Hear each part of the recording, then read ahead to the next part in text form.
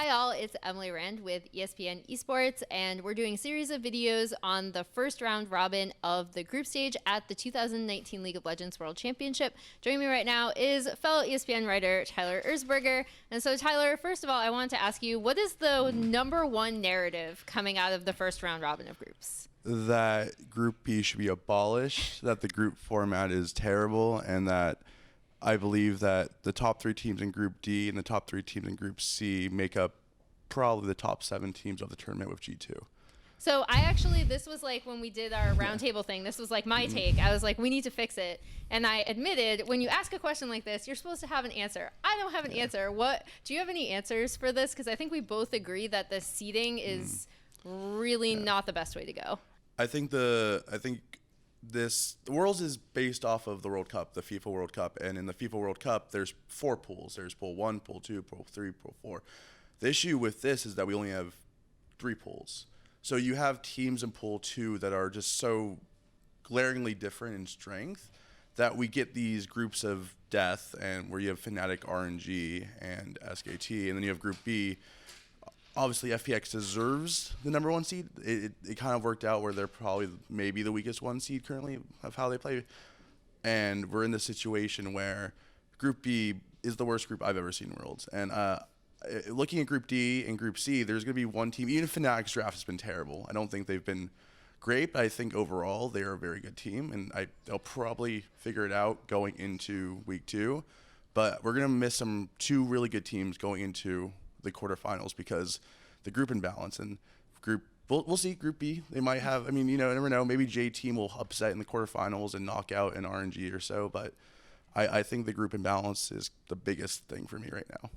And then pivoting to the NA teams, let's see. I'll start with Group D because I agree that that's the closest group, and I would love to see a world where all 3 of those teams make it out. So Invictus Gaming, Damwon, and then Team Liquid. What have you thought of TL's performance thus far?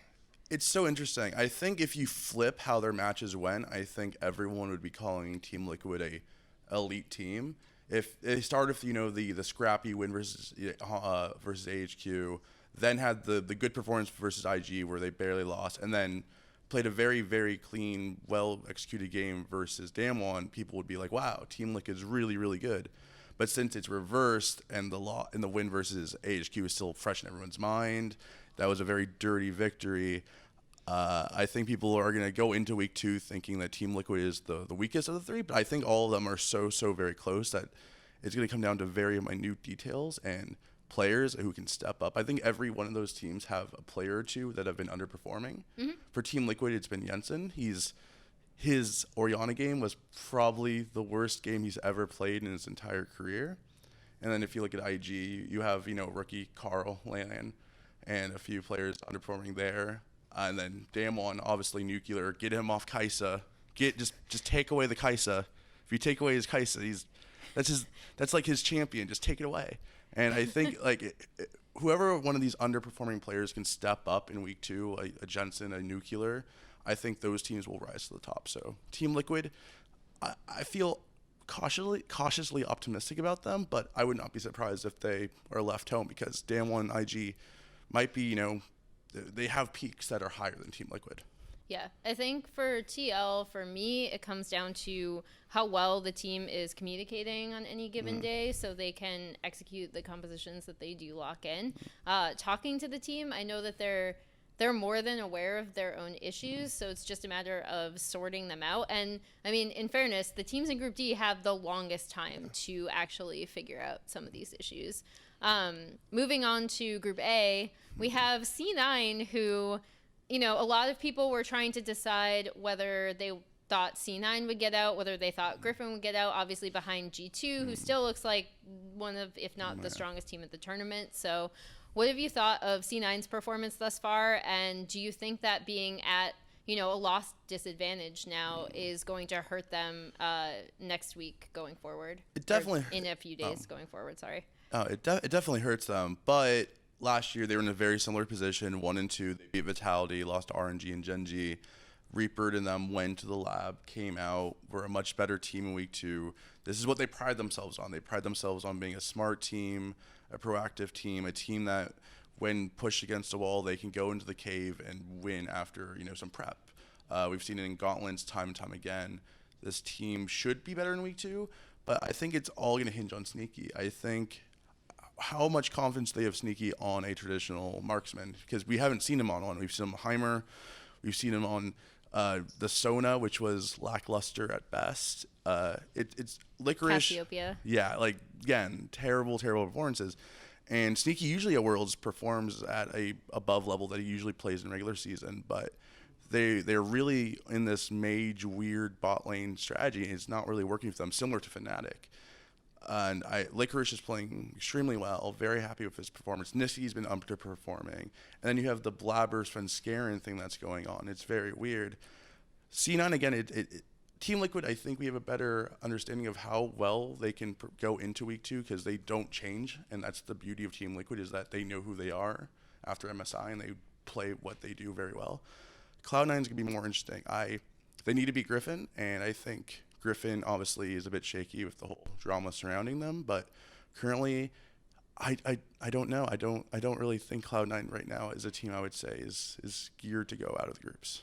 Just generally, what do you think of Blabber's performance and the fact that they're playing him over Sven? Because I think the cool thing with Blabber is that we saw, he actually had really good jungle tracking against Jankos. He's willing to go for these incredibly aggressive plays, but then obviously, again, I'm thinking of a specific turret dive in bot lane where he's on Elise and he just goes for the kill, and it's like, no, Blabber, no, don't do it, man, and he does it. What have you thought of his performance thus far, and if you had to guess, why do you think C9 are starting him over Svenskeren?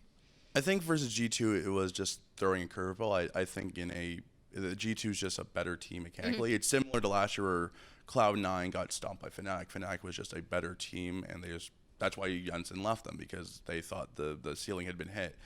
And I think Blabber is one of the few NA players, domestic players, that has such a high ceiling, where he could be one of the best mechanical players in the world if he just learns to refine himself. If you can just take out those, blunder moments where he's under a tower, throwing a cocoon and dying and barely getting a trade-off, he could be that player that could send NA into the next generation. And so I'm very happy to see him play, but I think going into week 2, you have to go with Svenskeren. Svenskeren last year was the reason why C9 made it to the semifinals. So hopefully they put in Sven. He's a great player, and even though his early game and his mechanics might not be as good as Blabber's, especially if Blabber's having 25 kill games on EUW, solo queue, top 20 in solo queue, but Svenskeren is who you should believe in week 2. And then finally, we're going to go to Clutch Gaming, who I actually love. I've not been quiet in my love of this team and what they do and how they play. They're in an incredibly rough spot because they are in a group with 3 of the best teams at this tournament. So just generally, what have you thought of their attitude and their performance? Their attitude's been great. I think they knew coming in that it was going to be rough. 3 of the probably top 5 teams in the tournament. They almost took one versus Fnatic. Probably should have been Fnatic. They came out very scared versus RNG, but didn't look terrible against them. And obviously they went for broke against SKT, who needs TP into the bottom lane on Klepto Vlad. The game was over after that fact. But I think they can be very proud of what they've done so far, and I definitely think they can steal a game or 2 going into week 2.